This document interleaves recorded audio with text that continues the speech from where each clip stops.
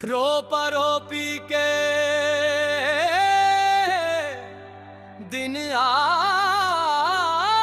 से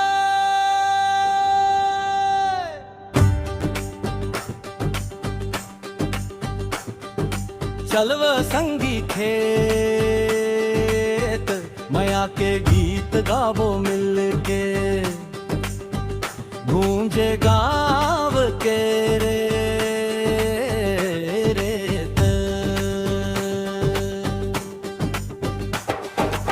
धान के बाली सोना जैसन लहर लहर मुस्काए किसान के मेहनत देखव संगी धरती गुनगुनाए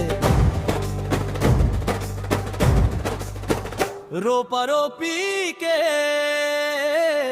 दिन आई से चलव संगी खेत मया के गीत गाव मिलके गूंजे गाँव के रेत रोपी के दिन आई से संग संग हाथ बढ़ाए धान के बाली सोना जैसन धरती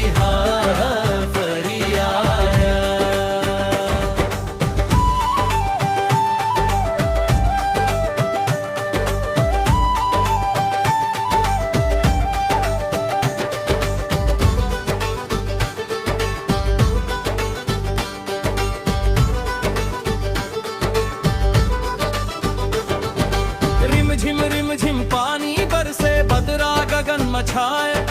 हरियर हरियर खेत खार में नवा उमंग जगाए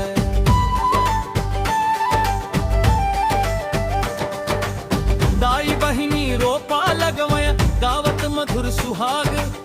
माटी के खुशबू ले महके गांव गली औ बाग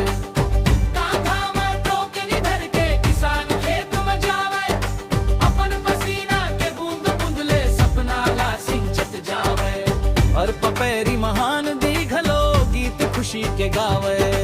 धान के हर एक पौधा संगी सुख समृद्धि लावे रोपी के दिन आई से चलव संगी खेत मया के गीत गाव मिलके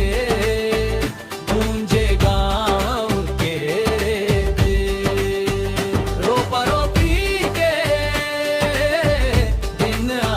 संग संग हाथ बढ़ाए धान के बाली सोना जैसन धरती फरियाया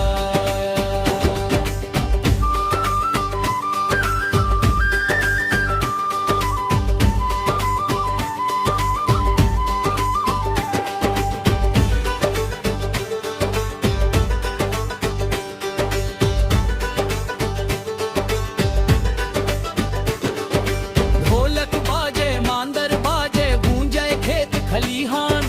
रोपी के तिहार मनावे खुश हो गए किसान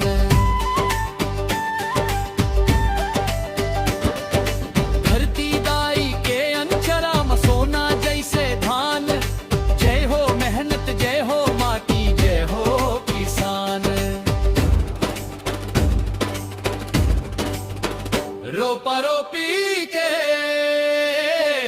दिन आई से चलव संग